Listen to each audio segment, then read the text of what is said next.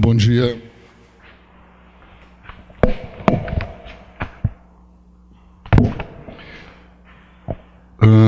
Bom, parte do...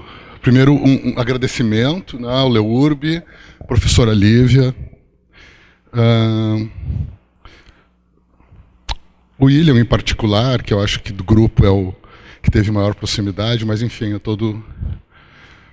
todos aqueles que compõem a iniciativa e meus parabéns por essa iniciativa. Bom, meus parabéns à audiência também. Eu sou um sujeito meio... tendo a fazer o maior esforço possível para não ter muita coisa nos sábados pela manhã, então fica aí meu respeito por aqueles que aproveitam o sábado pela manhã para atividades intelectuais, acadêmicas. Eu estou super curioso com quem são vocês, assim. Olho e enxergo pouca gente que eu conheça e que não seja do entorno. Eu fui convidado a falar sobre algo, eu comentava com a Sinara agora aqui nessa conversa. Enfim, a palestrante seguinte, nos conhecemos, melhor não dizer, né, mas é uma conta em décadas, convívio em alguns momentos mais ou menos próximos, inclusive familiar. Então, assim, é um ambiente muito amistoso. E daí outro motivo de parabenização. Eu fui convidado para falar de algo que me atravessa indiretamente, ou seja, é algo que eu não foco imediatamente nos meus trabalhos nos últimos tempos, ao mesmo tempo que me é uma questão central, tão central que eu diria que em grande parte dos meus projetos de pesquisa, esse aspecto sobre o qual eu vou tratar apareça com razoável relevância. Pelo menos quando eu justifico o locus, que em geral, pela minha posição institucional e pela minha residencial,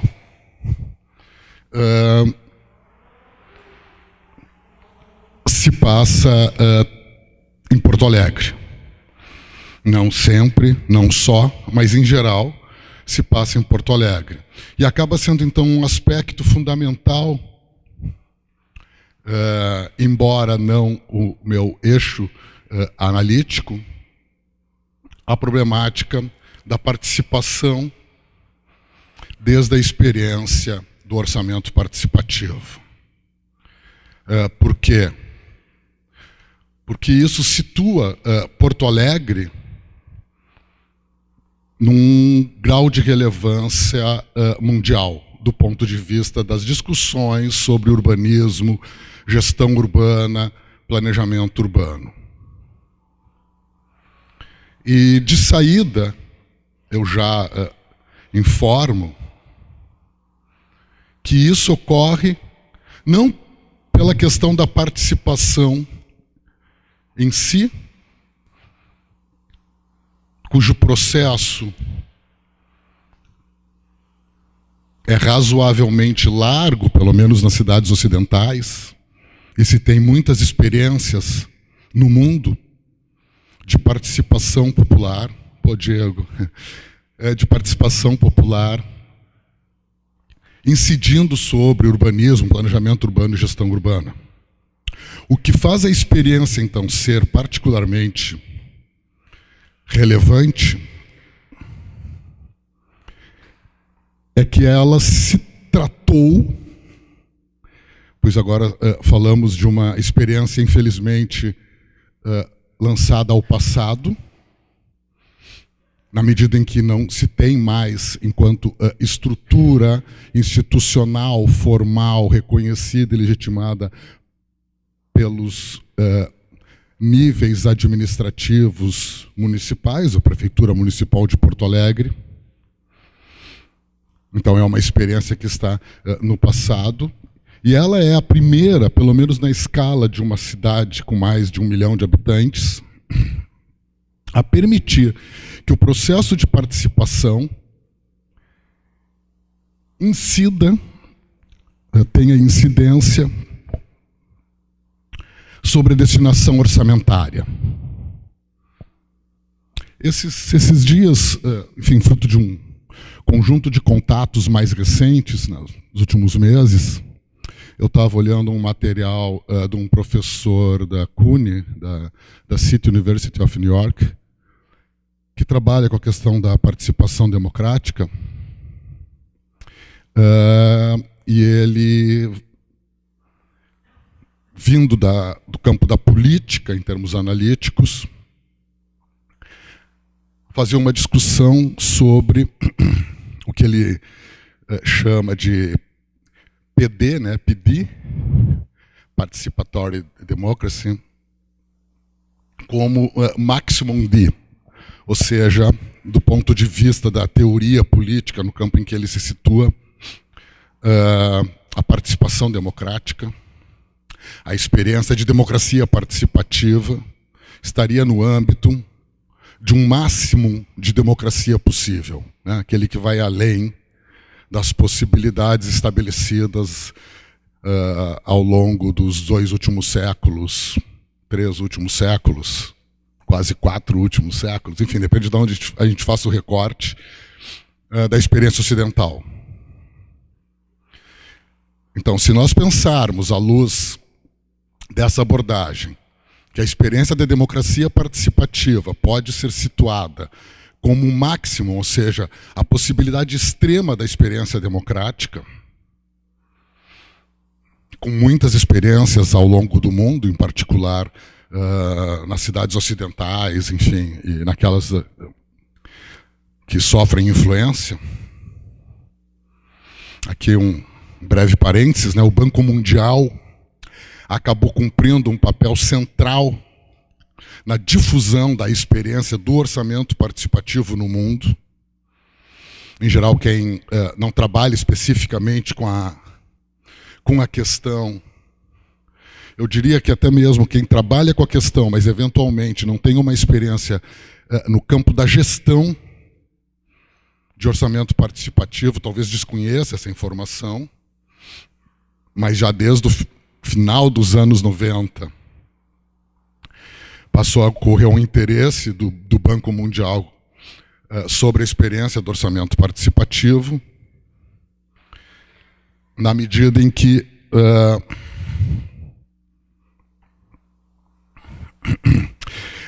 ele permitiu, na experiência de Porto Alegre, uma maior eficácia na aplicação dos recursos. Ou seja, um problema que nós vamos ter, particularmente, a partir do processo de democratização, de uma perda muito grande nos investimentos do Banco Mundial, em particular para as questões territoriais, em particular as urbanas, ou seja, uma ineficácia muito grande do ponto de vista da realização dos investimentos, diminuiu profundamente em Porto Alegre sob a experiência do orçamento participativo. Por quê? Porque havia um controle maior sobre, enfim, as possibilidades de desvios. O professor Luciano Fedozzi, dessa universidade, foi o primeiro a fazer um trabalho acadêmico de maior fôlego, uma dissertação de mestrado, mas acho que no tempo que o mestrado tinha 4 anos, então ele equivaleria ao nosso doutorado hoje, praticamente, enfim, que é da minha geração. Não estou dizendo que o professor Luciano é um professor muito antigo. Vai fazer uma dissertação e vai apresentar como um dos aspectos centrais uma leitura analítica do contexto sociopolítico brasileiro sobre a experiência do AP, no sentido de que o orçamento participativo diminuía a tradição clientelística do funcionamento do Estado no quadro brasileiro, e isso, obviamente, vai aparecer com relevância a partir da implantação da democracia no país e sua primeira fase, digamos assim, de consolidação, né, que vai ser nos anos 90. Né? Antes a gente tem todo aquele processo, enfim, vocês deviam estar nascendo alguns, outros nem isso, né? Mas, enfim, se tem o processo de eleição indireta, enfim, o presidente eleito indiretamente, civil, não assume porque falece no dia, né? O Brasil tem seus traumas também, né? No dia da posse, o sujeito não consegue ir à posse, é hospitalizado e vem a falecer, sei lá, semanas depois, assume o vice, que era do partido, da ditadura, enfim. Né? Depois nós vamos ter o primeiro presidente eleito que vai sofrer um impeachment, a experiência do Collor de Mello. Então, o início do processo de redemocratização brasileiro, do ponto de vista institucional, ele é bastante instável. Por outro lado, nós estamos no início do processo que veio a se chamar de globalização, que, de modo complementar, e se do ponto de vista formal talvez até poderíamos pensar como contraditório, vai permitir a ascensão do poder local. Eu tenderia a entender mais como complementar do que contraditório, porque no meio disso o que ocorre, isso se manifesta através de governos dos estados nacionais, né, com o boom, a partir do consenso de Washington, do neoliberalismo, ou seja, de uma versão contemporânea, fim de século, do liberalismo, que no nosso caso, em geral, está associada à velha república, que diminui profundamente as atribuições do Estado, com a ideia de Estado mínimo, que é uma ideia clássica no campo da política, da tradição do pensamento liberal. Então, o Estado que diminui é fundamentalmente o Estado que tinha ficado muito grande e forte a partir da reconstrução ocidental do pós-guerra, etc. Né? Enfim, o projeto quase homogêneo e hegemônico do estado de bem-estar social. Enfim, aí tem várias análises, diferentes aspectos são trazidos à tona sobre a crise geral que vai levar a essa crise do Estado Nacional, que está associada à globalização. O que é importante aqui nós retermos é que parte da experiência de democracia participativa no âmbito local está associado a um momento em que o poder local se torna muito forte, que está associado ao desenvolvimento da chamada globalização. E quem perdeu, do ponto de vista das organizações institucionais, espaço, foi o Estado Nacional. Certo? Então, assim, nessa conta, se formos pensar de um modo mais lógico, né, a emergência da globalização e o aumento do poder local se associam a uma diminuição das atribuições e do poder em relação às questões urbanas e territoriais do Estado Nacional. Fico pensando nas aulas da professora Vrana, né, sobre a história das políticas urbanas no Brasil e do planejamento urbano, onde isso vem muito à tona. Afinal, nós vamos ter um hiato entre 2001, do ponto de vista legal, né, entre 2001, com a implantação do Estatuto da Cidade, 2006, com a criação do Ministério da Cidade, nós temos um longo hiato até o final dos anos 70, sem órgãos nacionais, sem políticas, sem definições nacionais para a política urbana. Dentro desse grande hiato, quando nós temos o processo de democratização, emerge o poder local. Então, enfim, não sei se para vocês faz muito sentido eu não consigo meio que pensar a nossa experiência sem estabelecer esse contexto, né? Ou seja, um contexto mais de fundo, histórico-político, sobre como é que esse negócio de participação democrática na gestão local aparece e em que contexto aparece a experiência porto-alegrense. E a experiência porto-alegrense aparece também fruto de um histórico particular de associativismo comunitário no interior da cidade.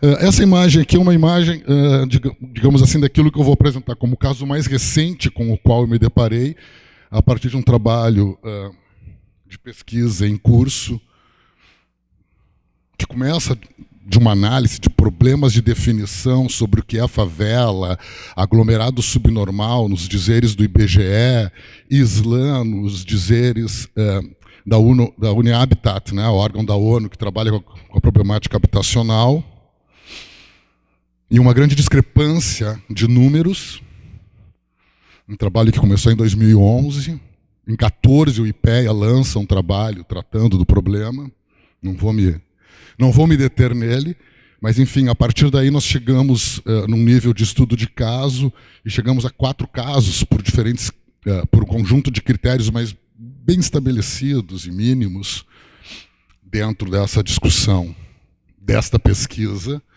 sobre problemas, enfim, de favela. E nós vamos mergulhar num campo na Vila Glorinha, enfim, que é essa aqui. Enfim, para quem conhece razoavelmente Porto Alegre, Oscar Pereira passando a Igreja da Glória, logo em seguida dobre à esquerda em direção a um certo lado sopé que sobe do Morro da Polícia.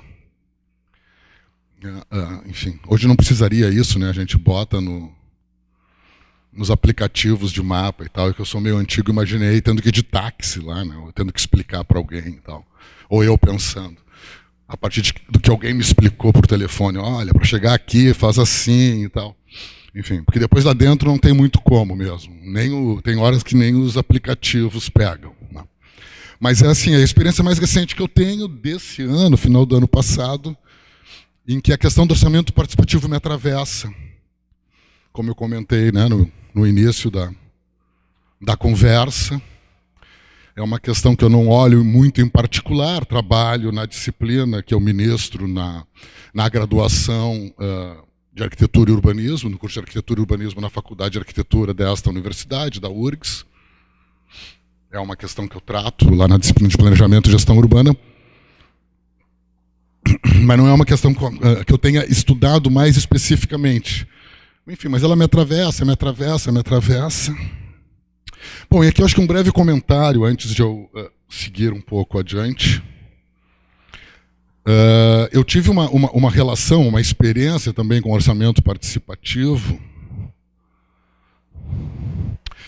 no segundo mandato em que ele se manteve, né? Ele surge em 89, no primeiro mandato do prefeito na época, eleito Olívio Dutra. Então é curioso, porque, enfim, alguém que sai do movimento sindical, que tinha sido presidente dos sindicatos dos bancários, enfim, feito greves imensas, né, para as novas gerações, assim, greves onde a assembleia era no glorioso gigante da Beira-Rio, antes de estar no padrão FIFA, então quando era um lugar que a princípio cabiam 100 mil pessoas. E lá eram feitas as assembleias estaduais, as assembleias, sei lá, uma ou duas, né? Mas de uma greve, nossa, eu não me lembro quando isso, mas fazia a graduação no final dos anos 80. Então é esse personagem, fazíamos graduação, né, Sinara? Esse personagem saído do movimento sindical é o que foi capaz de compreender essa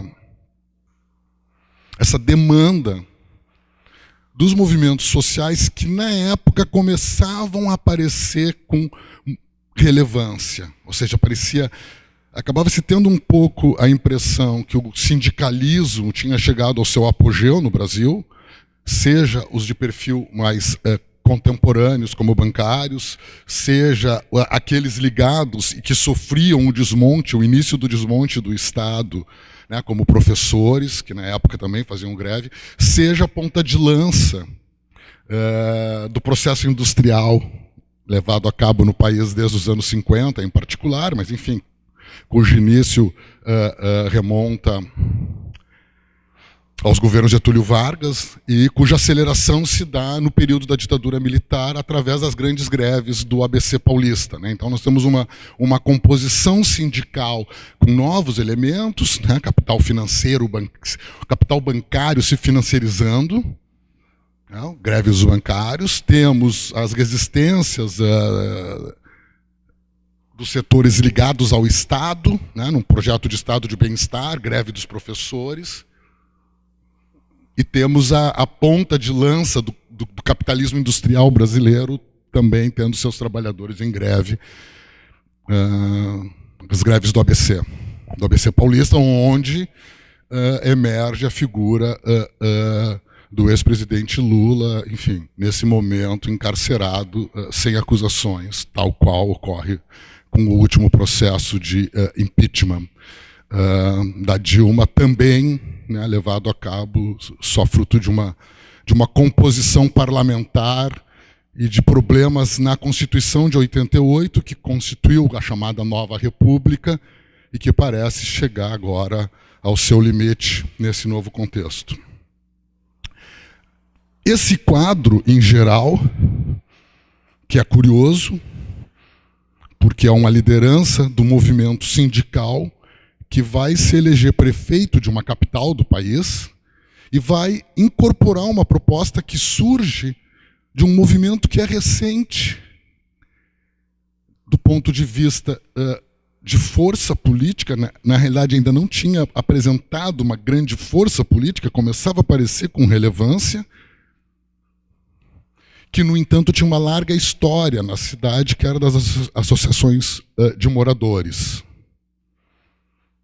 Não é por acaso que o Manuel Castells, enfim, é um autor que agora discute a sociedade em rede, um autor ainda importante, mas vai estar lançando no início dos 80, final dos 70, eu acho que até é a primeira edição, um livro clássico que se chama A Questão Urbana, La Questão Urbana, onde um dos aspectos que ele vai trazer, um dos novos aspectos que vão surgir nessa obra, eu acho que é uma medida clássica, né, da discussão sobre a questão urbana, a experiência no pós-franquismo, desde a resistência franquista, das associações de vizinhança, né, como são chamadas na tradição espanhola, né, associações de vecinos. Lá no Castells isso já aparecia com relevância.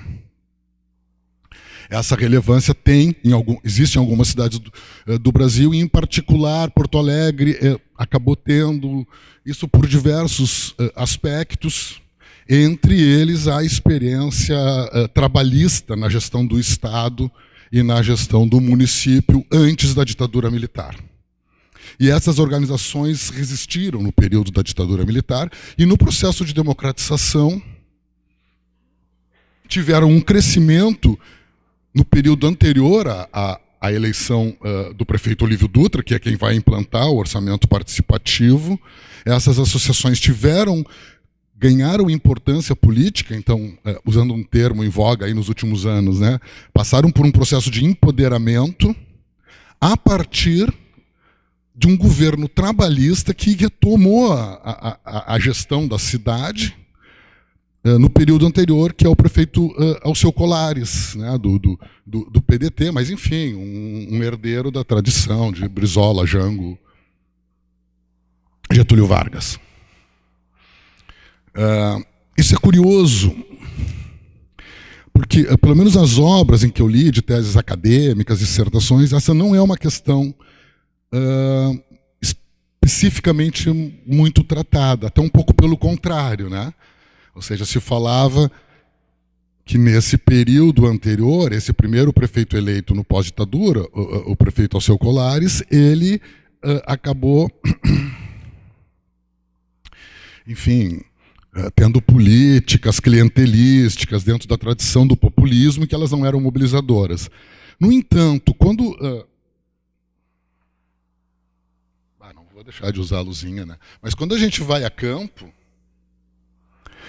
e isso apareceu agora, assim, para mim, com mais intensidade nesse campo dos últimos meses, as lideranças comunitárias, em geral, na faixa dos 50 anos, que viveram esse processo, elas lembram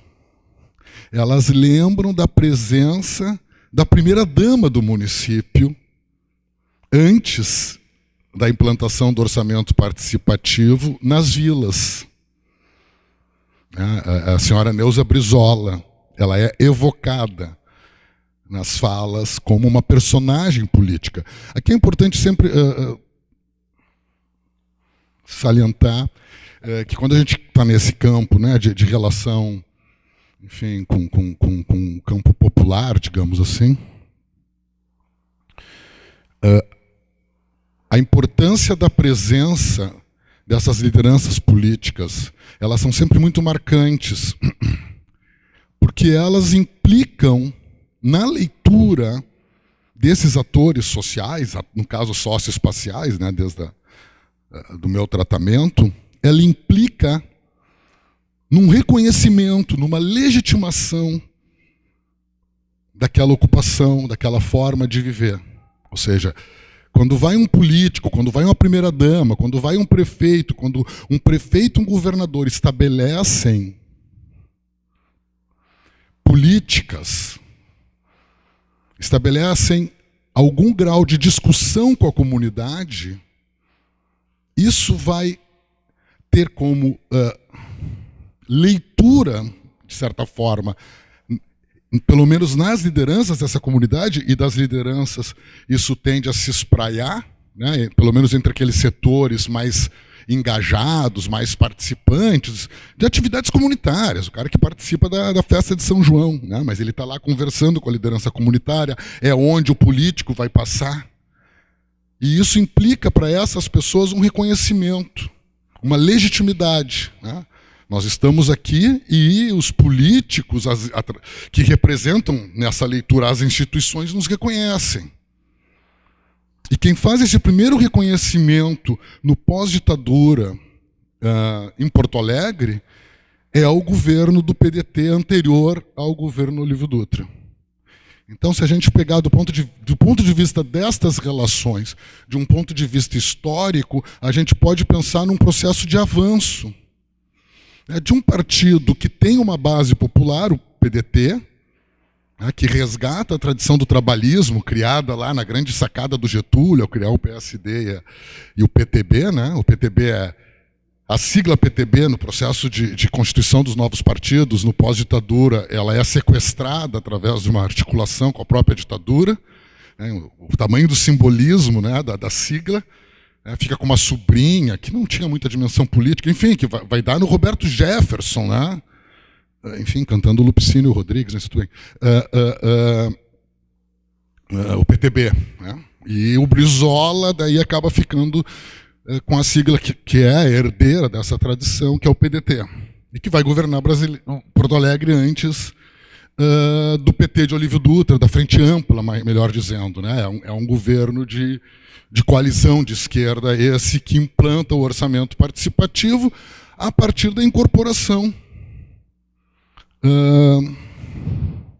de uma demanda das associações de moradores.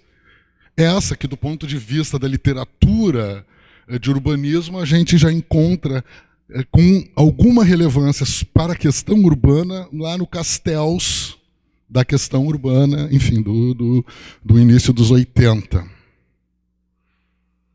Então, assim, é possível se inserir a história do orçamento participativo em Porto Alegre, tanto do ponto de vista de um movimento mais global, de enfraquecimento do Estado Nacional, então, assim, de um certo empoderamento do poder local que está associado ao processo da globalização, quanto de uma história, de uma trajetória particular da cidade de Porto Alegre.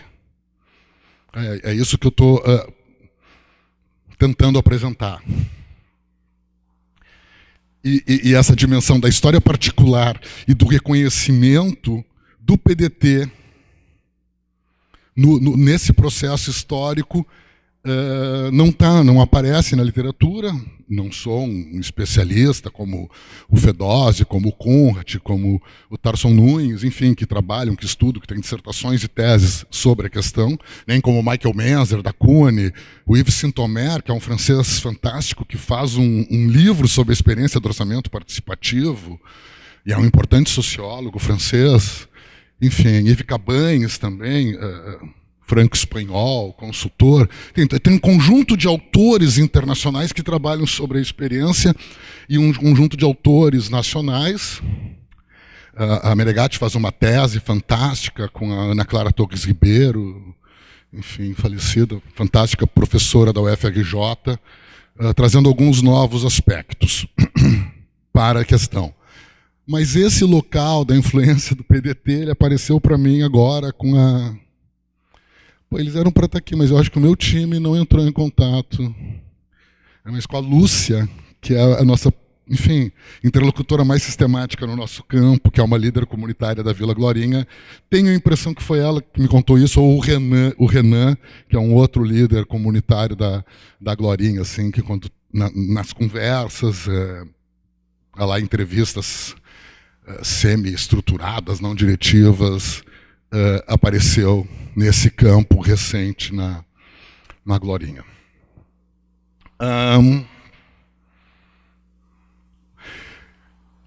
Eu vou apresentar aqui um conjunto de dados. Na realidade, eu vou estar fazendo uma apresentação que eu nunca fiz de um texto, mais ou menos já de alguns anos. Vou tentar olhar aqui de quando é o periódico, 2013. Nossa, já faz quase 20 anos. Né? 2013 está distante, né? Não está distante. Imagina, 2013 era uau! Né? Não tinha, imagina, Brasil bombando. Né? Vai ter Copa, né? Tava todo mundo, vai ter Copa! Né? Tinha capa, sei lá, The Economist, né? Que era o Cristo Redentor transformado num foguete, assim, Brasil, estourando a boca do balão. Atropelando a China. Né? Imagina, enfim, 2013, eram bons tempos. Mas, enfim, eu cometo um artigo com a professora Vanessa Marques, que também estuda orçamento participativo, etc. e tal, para essa revista aqui espanhola, chamada FAIRS. Enfim, está lá, se botarem meu nome lá, aparece no SAP, né, que eu acho que é o jeito mais... Mas se botar no Google, vocês vão dar lá no site da revista. Tá? Então, o texto vai aparecer no final aqui nas referências, meu com a professora Vanessa Marques, que hoje é professora da Sociologia. Eu acho que hoje, nessa época ela estava fazendo pós-doc na política. Imagina, até do ponto de vista da vida pessoal, assim, mas enfim, não vou contar detalhes para você sobre nada disso, mas e aí a gente faz um artigo discutindo a inserção internacional da cidade de Porto Alegre. E eu vou fazer o levantamento, ela vai fazer uma discussão mais do ponto de vista do papel de Porto Alegre e da posição que ela ocupa na criação de organismos internacionais. Atenção, a ONU é composta por estados nacionais. Ou seja, dentro desse movimento de poder local, de globalização e tal, o que nós temos? Nós temos a emergência de organizações internacionais de cidades e governos locais. E que a sede vai ser onde? Anos 90, qual é a grande cidade do mundo, referência do mundo progressista, etc. e tal? Barcelona. Mas não por acaso com uma dirigente francesa. Aliás, né, enfim, cidades que têm no momento intendentes, prefeitas, mulheres, mas enfim. Não vou discutir feminismo agora, meu Deus, mas logo eu, né? Vou apanhar daí. Mas enfim, mas é importante se dizer. Aliás, era uma mulher e eu acho que havia uma composição bem grande se tivesse essa abordagem nesses organismos internacionais, diferentemente de como é a ONU, né? Mas, enfim, surgem esses organismos internacionais que surgem com força. E nesse artigo, eu vou trabalhar em particular, que é o que eu vou mostrar para vocês, sobre o movimento. Ele não é exatamente pendular, porque tem 3 lados, é um negócio mais 3D, assim, né? O pessoal da arquitetura, né? Tem que fazer tem uma terceira dimensão no negócio, porque assim, a gente tem o poder local, o Estado Nacional e as agências internacionais. E aí, pelos investimentos nas grandes obras em Porto Alegre, nós vamos encontrar, numa certa primeira fase, e aí vocês vão ver aqui, pô, mas eu estou falando de 89, já vou explicar o negócio. Eu sou meio Hitchcockiano, assim. Vou dando spoiler, depois a gente vai entendendo como é que chegou lá, né? Mas, enfim, embora comece em 89 a experiência do orçamento participativo em Porto Alegre, ao ir trabalhar com os dados, o que a gente detectou? Que de 89 a 96, enfim, a meados dos anos 90, os investimentos são pulverizados e pequenos. Havia até uma discussão na época sobre esse problema. É um certo esgotamento do orçamento participativo, digamos assim, no seu primeiro período de implantação, 89, 96, né? Aí já pega o segundo, já é o final do segundo governo na prefeitura, que dá continuidade à experiência de gestão. Já teve o governo livre, está acabando o segundo governo, que foi do Tarso Genro como prefeito, que é um governo que faz mais essas relações internacionais. É um período também em que a situação financeira da cidade se transforma, né? O efeito digamos assim, do retorno de impostos ao município, com a municipalização de um conjunto de serviços públicos, a partir da Constituição de 88, estabiliza e permite que os municípios, particularmente aqui falando do caso de Porto Alegre, tenham uma saúde financeira maior, ou seja, tem uma capacidade de investimento e de endividamento. Certo?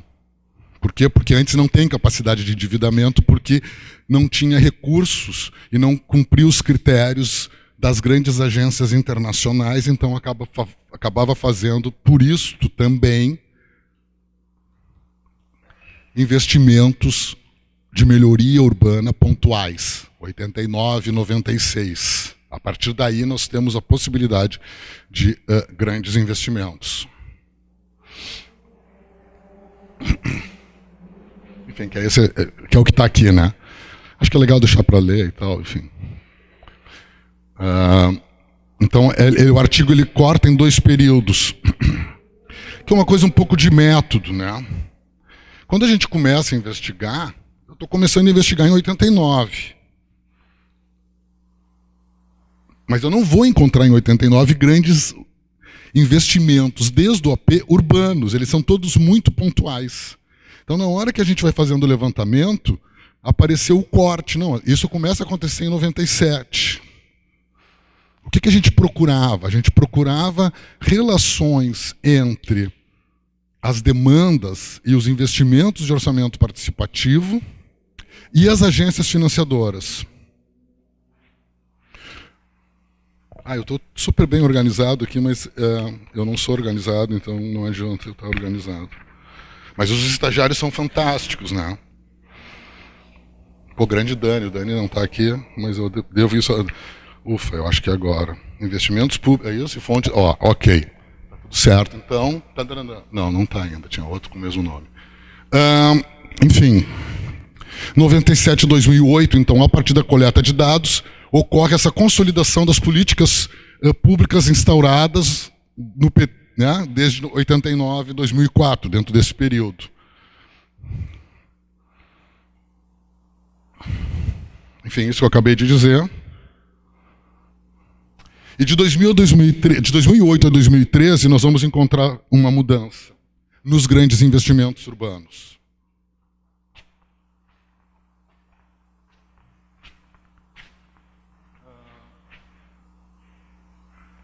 De certa forma, teria aí uma tese.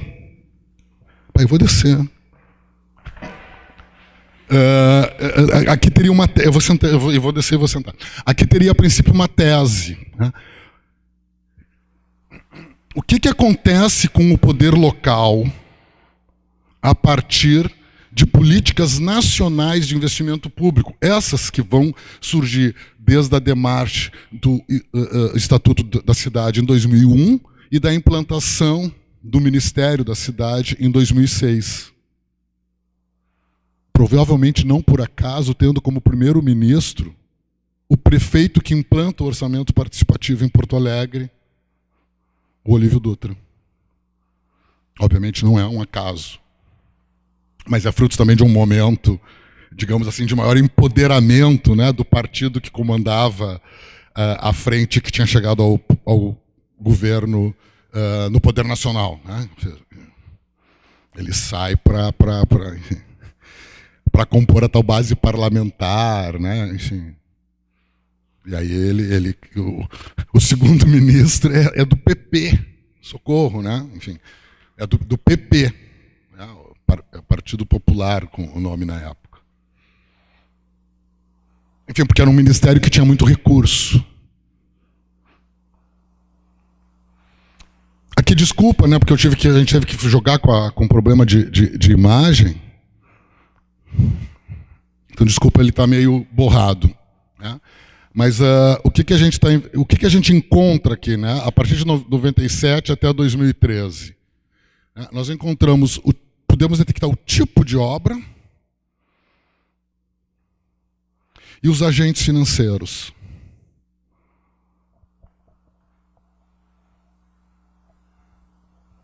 Atenção, o governo Lula é eleito em 2002.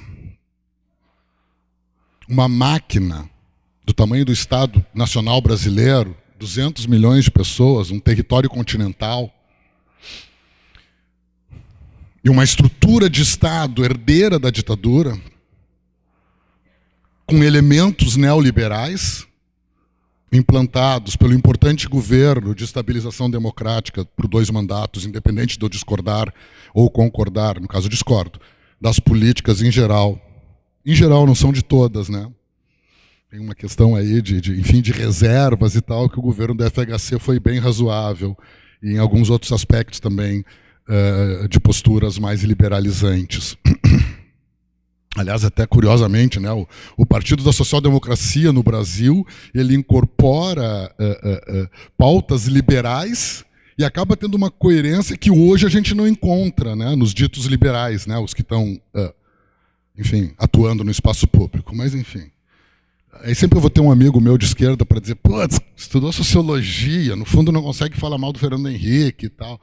Mas, enfim, o governo foi um governo que desmontou o Estado, né, e desmontou o Estado existente, enfim, remontou um Estado associado às demandas da globalização, particularmente os interesses dos fluxos do capital financeiro, ok. Mas já numa estabilidade, mas o governo Lula, então, assume em 2003, né, se a gente pensar um período de estabilidade, né, ele vai ser reeleito em 2006, então ele inicia o segundo mandato em 2007. Olha só o que começa a acontecer do ponto de vista dos investimentos. O último investimento com a presença do BID, e aqui todos eles, em geral, têm a necessidade da contrapartida da prefeitura municipal. Ok? Mas o que nós vamos ter é uma continuidade do Fomplata, que é um fundo criado nesse período. Eu moro perto do pronto-socorro, né? Muitos anos, ali, as reformas do pronto-socorro com as placas todas de um tal de Fomplata. Me lembro que eu fui olhar o que é o tal de Fomplata, né? Enfim, é um fundo com recursos do BID, né, para, hipoteticamente, abraçar a grande bacia do Rio da Prata, onde Porto Alegre acabou conseguindo entrar, e que é a outra parte do artigo, né, dessa articulação e posicionamento no interior das agências internacionais, etc. e tal, da cidade. Mas o que é importante, entre 2005 e 2008, né, em 2005 a gente tem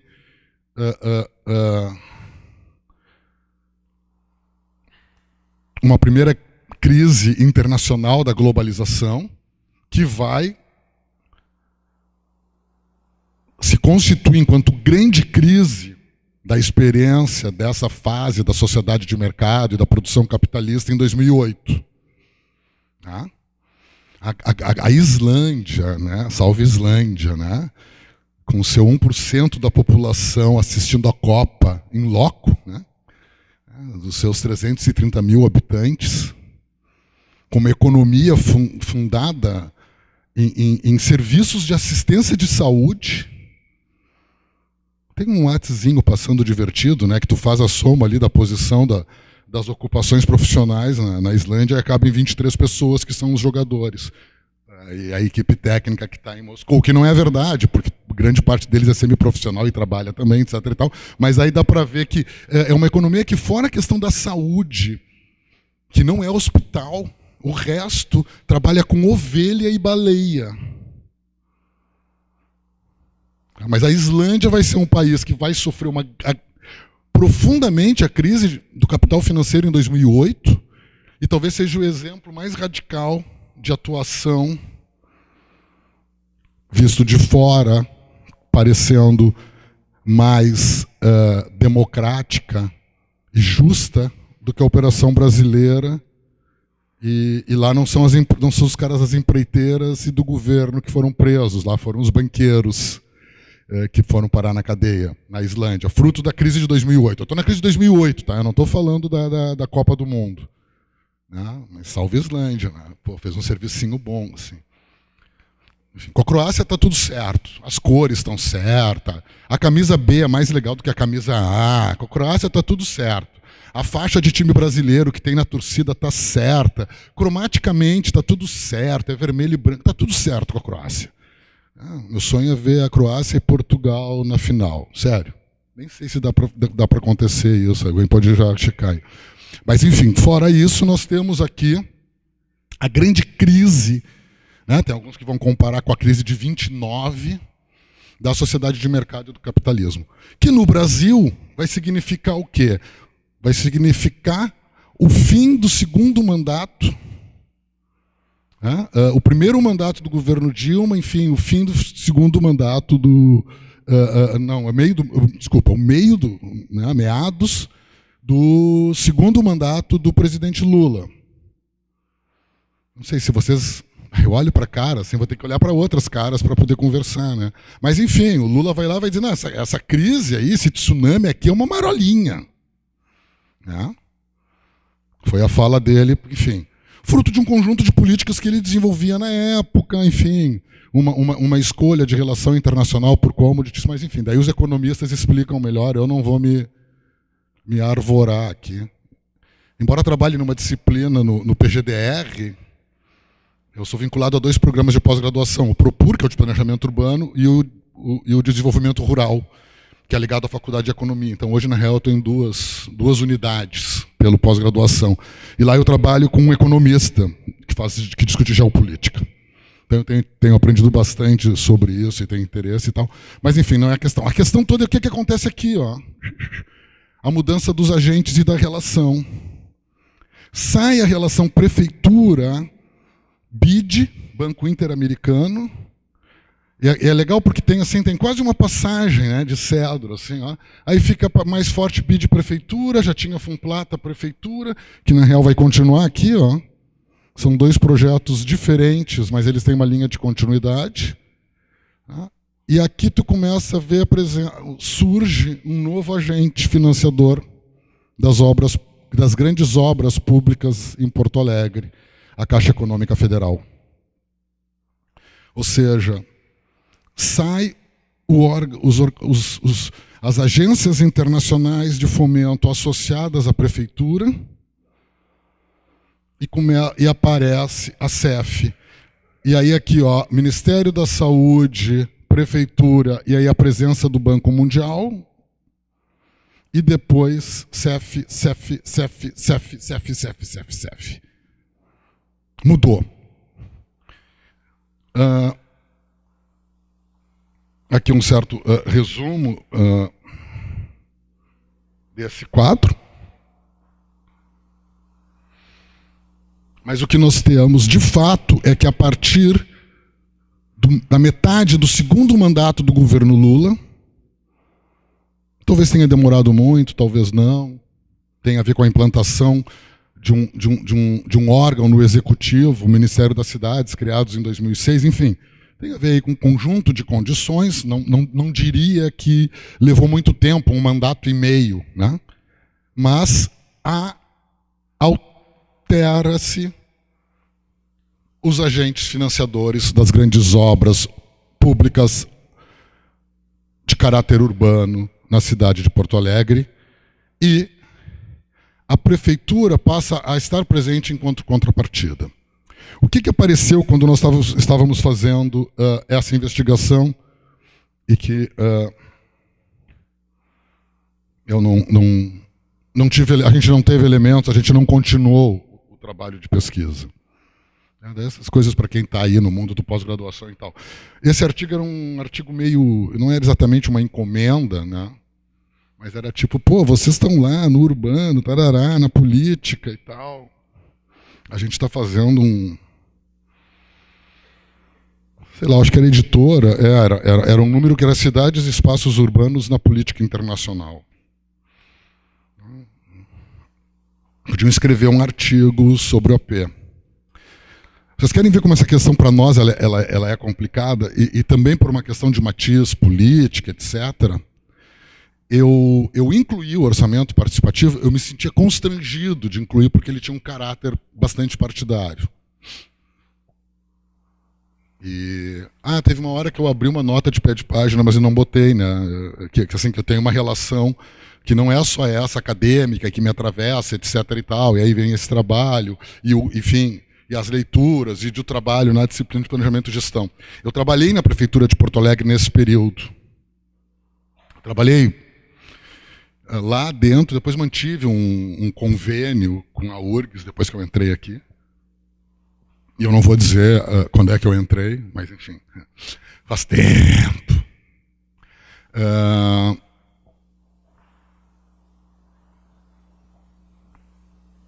E aí eu tinha uma outra função lá, não tem nada a ver com o que eu estou fazendo aqui, com o que eu faço mais hoje e tal. Eu tenho um certo lado B, que é de trabalho no campo da publicidade, da comunicação, etc. e tal. E tinha um negócio que era muito poderoso na época, que era a prefeitura tinha um programa de TV e de rádio muito forte, que de certa forma prestava contas e apresentava a política do governo municipal, chamava Cidade Viva. O nome é tribom, não, eu acho o nome muito bom.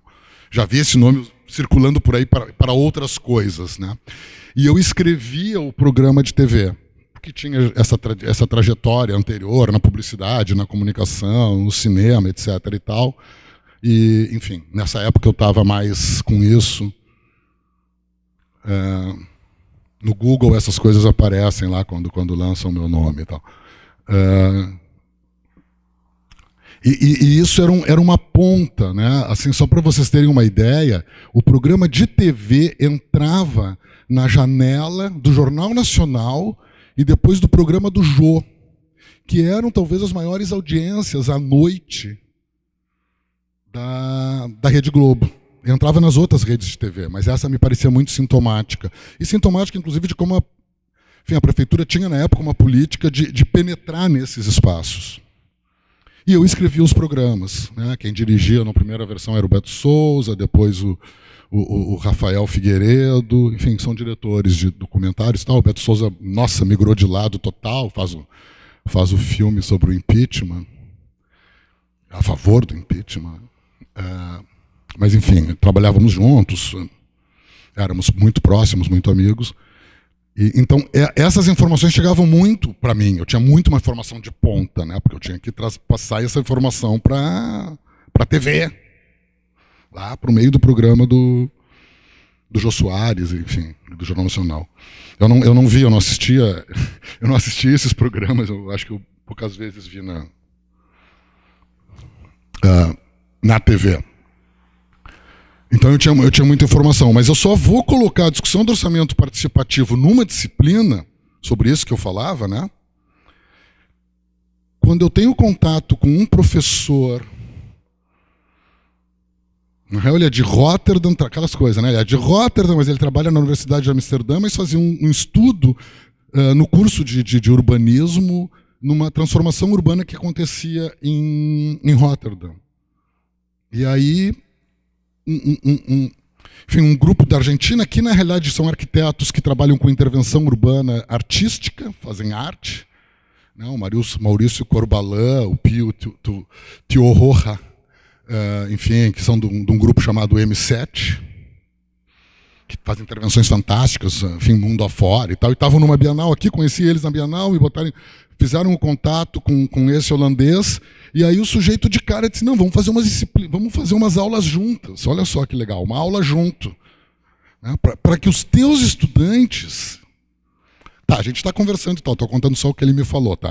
Eu não estava lá, só ouvindo, o cara é genial e tal.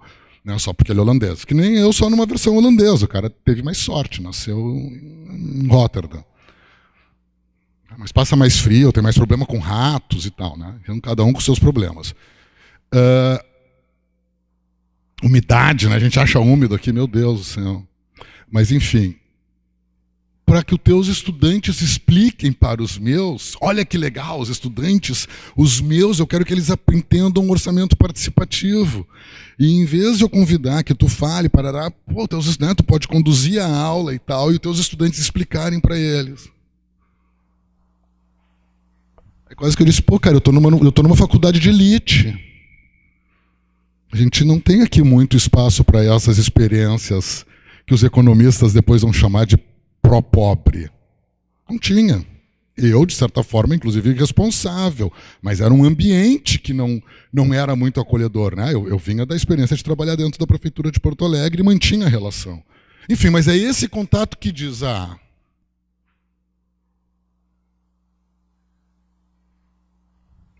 caramba, vai ter OP na disciplina.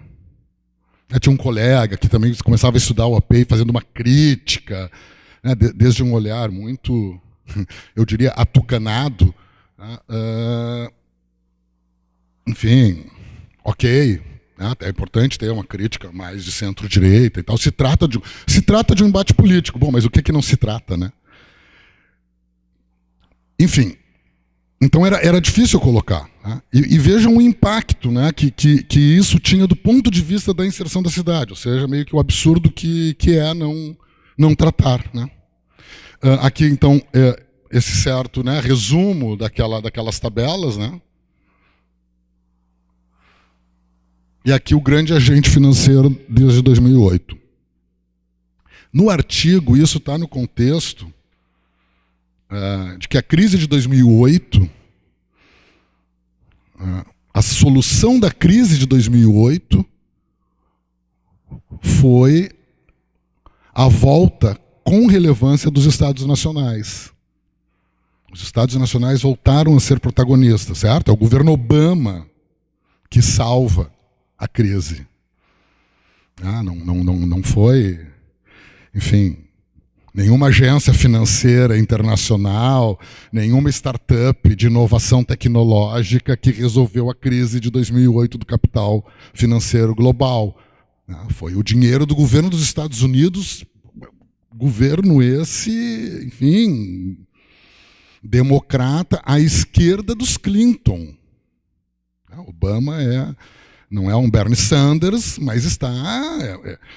Enfim, a grande política dele foi a universalização do acesso à saúde, naquele modelo estranho lá da sociedade americana, mas esse é o grande legado, digamos assim, um legado público. Né? E é esse governo do Obama, né, que vai dizer que o cara, né, que está aqui no Brasil, né, é o The Man, né, vai chamar o Lula de que ele era o cara, enfim, o Obama vai salvar. Então, assim, ressurge um grande protagonismo dos Estados nacionais. Eu diria que ele passa a surgir a partir da crise, né, da primeira crise de 2005.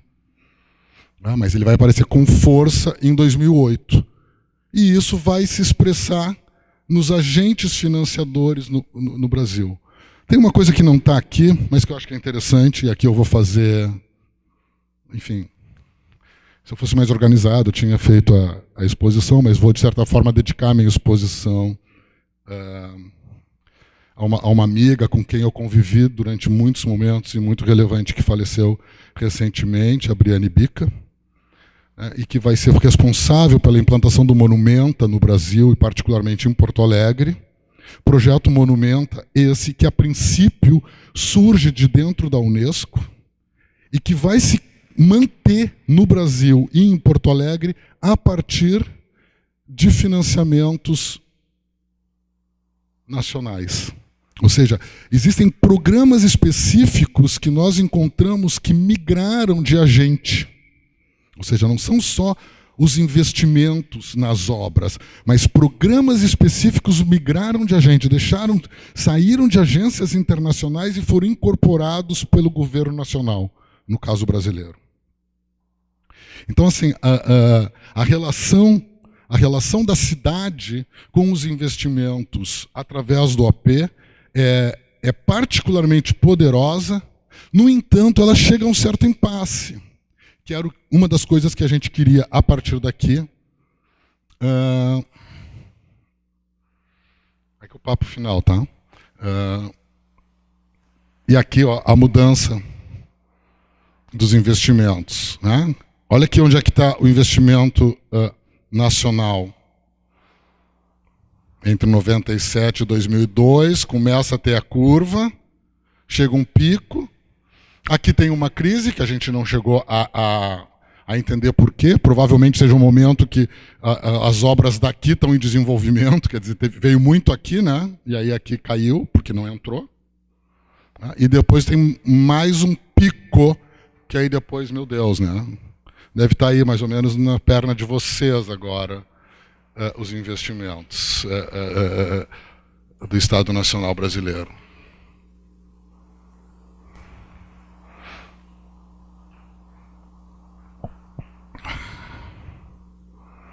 Aqui a inversão, né, enfim, textualizada. Entre 97 e 2008, foi quase 4 vezes maior que a de organização brasileira, das organizações internacionais, e entre 2009 e 2013, o do Estado Nacional chegou a 6 vezes com relação aos investimentos nacionais, né? Aqui enfim, um outro gráfico que apresenta isso de um modo mais claro. Essa relação. Que legal, agora a gente tem que deixar para a galera tirar foto dos PowerPoint de sucesso. Assim. Que a gente tem que sacar, né, como é que vai funcionar. Vai mudando assim, o efeito da aula, né? Não é ficar esperando o braço levantado agora, dizer, não, pode deixar a galera bater a foto. Não tem mais aquelas coisas. Também acabou aquele negócio, pô, professor, vai dar para eu pegar esse PPT, mas dá, tá? E eles são do artigo esse, que está na revista essa, enfim, que vocês acham. Se botar Marzulo Marx, pô, eu consegui, né, cara? Tipo, escrevi um artigo com que é Marzulo Marx, né? Tudo bem. Tá, essa é piadinha interna.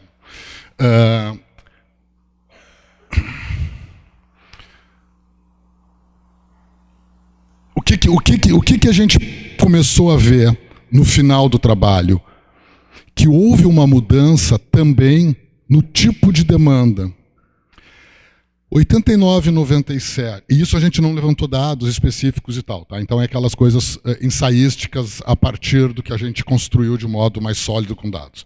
Mas se de 89 a 97, o que a gente encontrou foram investimentos pequenos e pontuais, se de 97 a 2008 a gente encontra grandes investimentos públicos a partir da relação entre o poder local e agências internacionais, e se a partir de 2008 que a gente encontra são grandes investimentos direto a partir do governo federal, nós percebemos e não investigamos, seria um trabalho posterior, que houve uma mudança da pauta.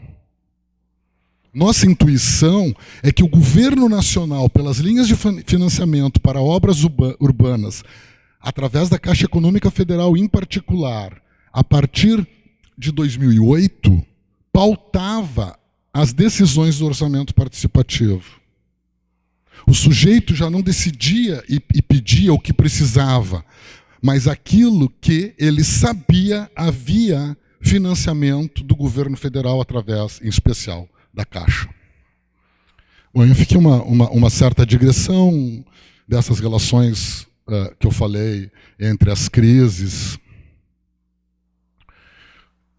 e aqui também uma certa digressão sobre a situação econômica e, enfim, as políticas que os colegas da economia tratam como sendo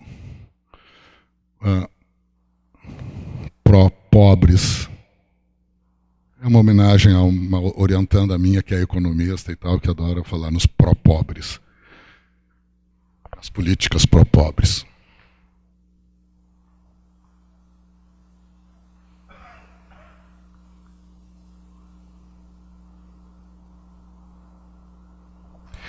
Talvez para a compreensão um pouco desse quadro, saiu um livro recente, me parece o sujeito que lê de dentro, de modo crítico, bastante consistente, que é o André Singer.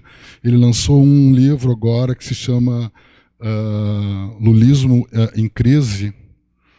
E eu li a introdução, não li o texto todo, mas ele faz uma relação, até porque enfim, trabalha com autores que me são muito caros, e ele tenta explicar a relação entre o sistema político brasileiro e os entraves que criaram para esse período, para esses 14 anos, né, desse governo de centro-esquerda, enfim, com políticas pró-pobre, e as relações de classe no Brasil. Enfim. Particularmente, tem uma tese interessante que ele busca na estrutura de classe do Chico de Oliveira, o André Singer. Agora foi o PowerPoint, deixa para lá. Mas, enfim, que ele vai tratar como assim, o setor moderno no Brasil. Tá? Daí ele está lendo a Crítica à Razão Dualista, do Singer, que é do final dos anos 70, que é reeditada junto com um ensaio chamado o Ornitorrinco. Que é aquele pato-cachorro fantástico, né? Que ele vai dizer que é o enfim, que ele vai tratar o Brasil como um ornitorrinco, assim. E, enfim, assim, que o setor mais moderno do Brasil, ele depende do atraso do setor inferior da estrutura social brasileira. Nós, por exemplo, a alta burguesia, parte do nosso lugar na estrutura social brasileira depende da existência, enfim, de uma precariedade entre os 40 e tantos % da população, os mais pobres. E aí daí seria o problema, enfim, das políticas, da resistência às políticas, particularmente da aceleração das políticas pró-pobre do governo Dilma.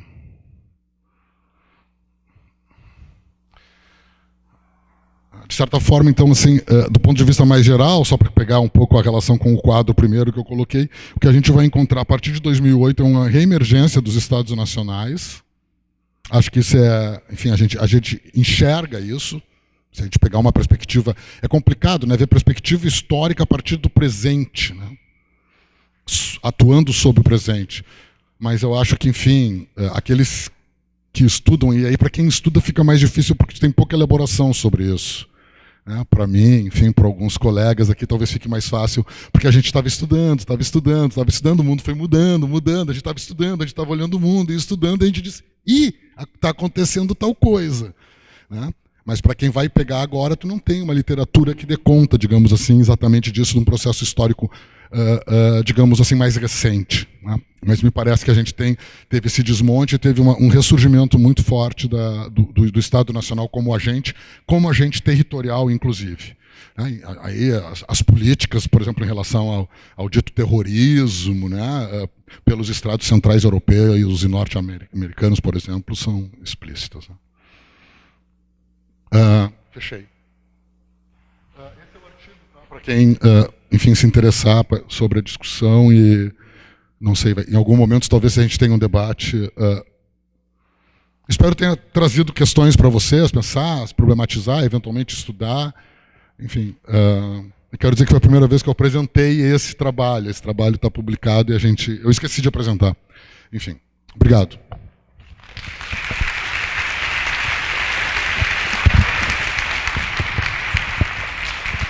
Gostaria de convidar o professor Eber para se juntar com a Sinara no palco para o momento das questões. Quem tiver interesse em perguntar algo, basta levantar a mão que a gente leva o microfone até a pessoa.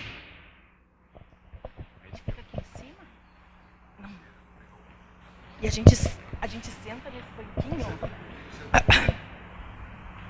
Ah, mas se você vai... A gente pode ficar aqui no muro? Pode. Gabriel, a gente pode ficar no muro? Tá. É que o Gabriel é o diretor de palco. Alguma questão?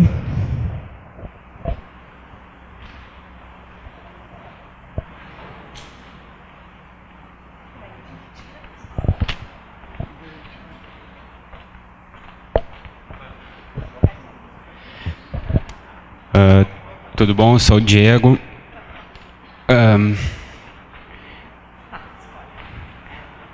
Eu acho que a minha colocação, na verdade, é meio que baseada numa digressão ali do Weber, que é a questão de um exemplo que várias pessoas usam com relação à Islândia. Eu sempre tive... Devido à recorrência, assim, eu tenho uma curiosidade bastante grande com relação ao exemplo da Islândia. Não vou te perguntar sobre a Islândia, na verdade eu vou usar ela como exemplo. Que eu acho que é importante, todas as vezes que eu escuto a Islândia como sendo um exemplo contemporâneo de uma democracia ativa, talvez levado por uma condição meio única, né, do exemplo da crise de 2008 e, na verdade, a crise de toda a estrutura do país. Eu queria ouvir, a partir dessa digressão, Weber, a tua opinião, ou a opinião de vocês dois, com relação, não seria, talvez, o tamanho daquela sociedade uma coisa muito importante e talvez fazendo uma conexão com o orçamento participativo e a questão de a administração a partir de grupos locais, que na verdade tu diminui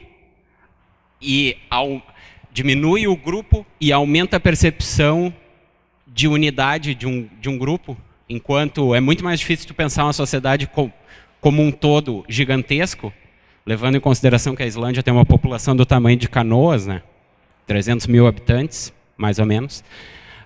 Não seria isso um ponto muito importante? Talvez esse o caminho, voltar a levar para comunidades menores na qual tu te enxerga como uma comunidade ou coisas assim? Bom, tem uma questão de escala, né, Diego? Alguém conversou comigo quando eu desci aqui, e acho que apareceu essa questão de escala, mas enfim, alguém no café também veio a questão da escala.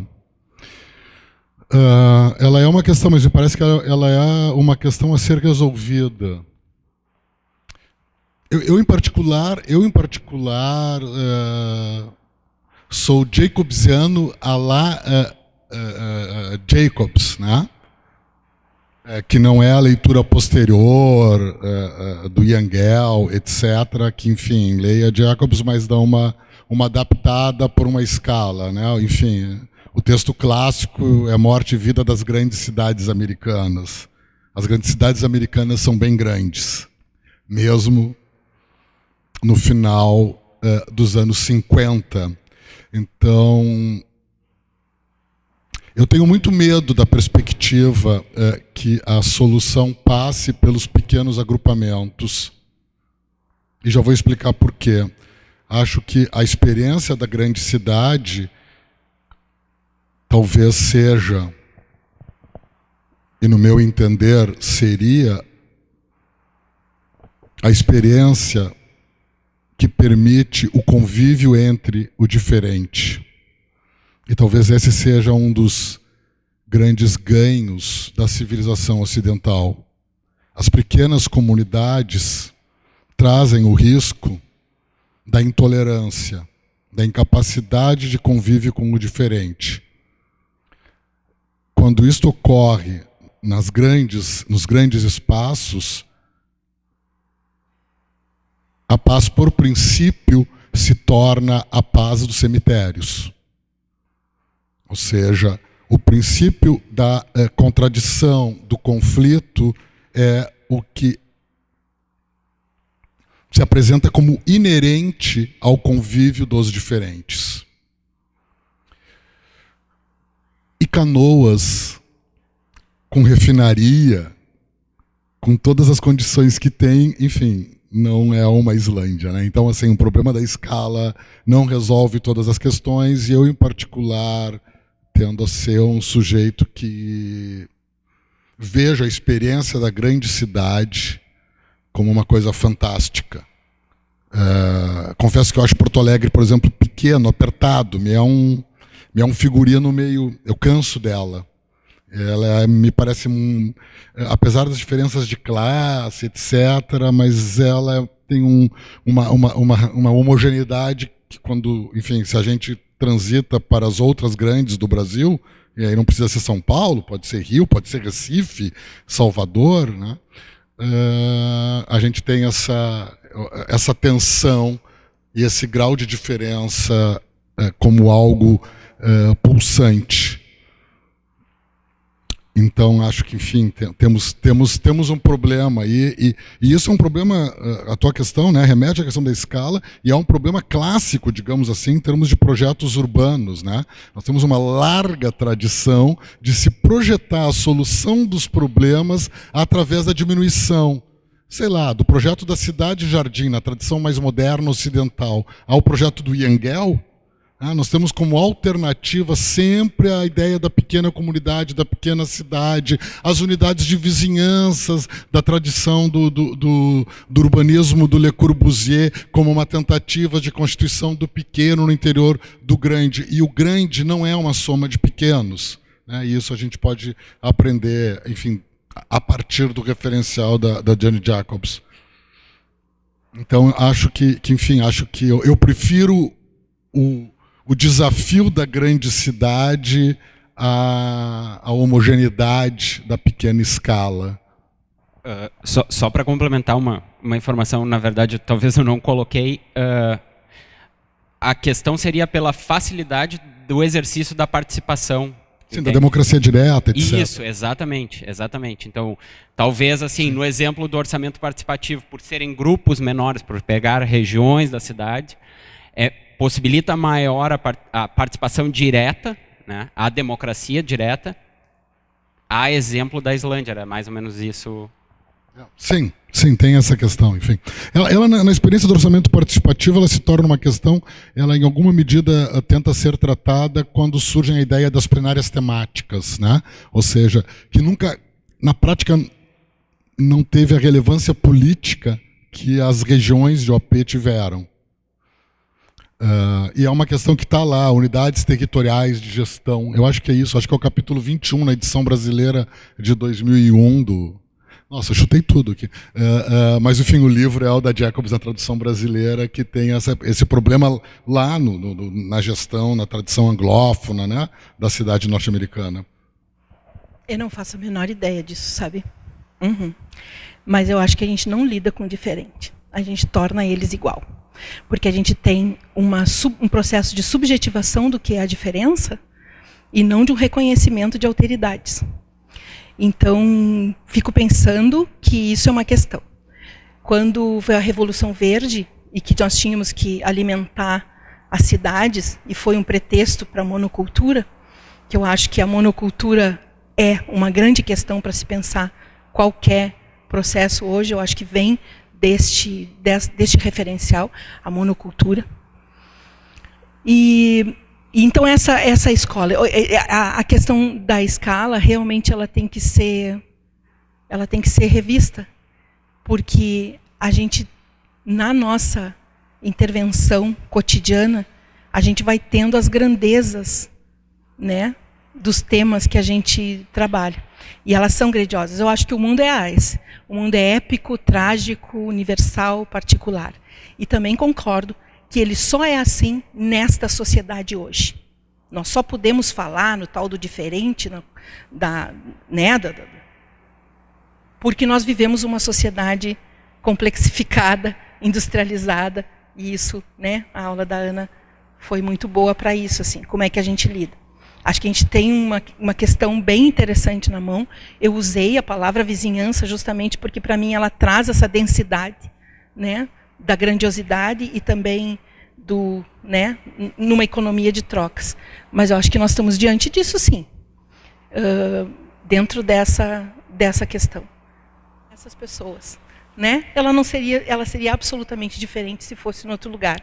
E a gente desfrutar disso. A presença no mundo das virtualidades, a presença ela é muito, muito importante. A gente tem a dimensão dos nossos afetos. Quem é que a gente está afetando? Aquele afeto que não é o afeto, é afetar sem tocar. Afetar nesta construção de um corpo sem órgãos, de um corpo que não é o corpo da produção. Isso é pensamento. Isso está na ideia inicial de um pensamento que não está dentro da cultura da violência. Porque a cultura da violência é isso. E a gente, juntos aqui, podemos dizer que, e eu acho que o Éder vai, nas suas pesquisas, concordar comigo, mas o contrário da violência é o pensamento. O contrário da violência não é a paz, tampouco a harmonia, é o pensamento.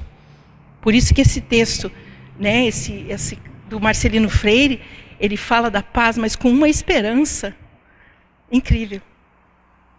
Mas de um lugar social denunciante, inquietado, denunciante, Então, eu penso que a gente pode continuar se vendo e fazendo deste espaço um espaço realmente muito grandioso. Muito obrigada por essa manhã, foi muito alegre, estou cheia de amor. Obrigado.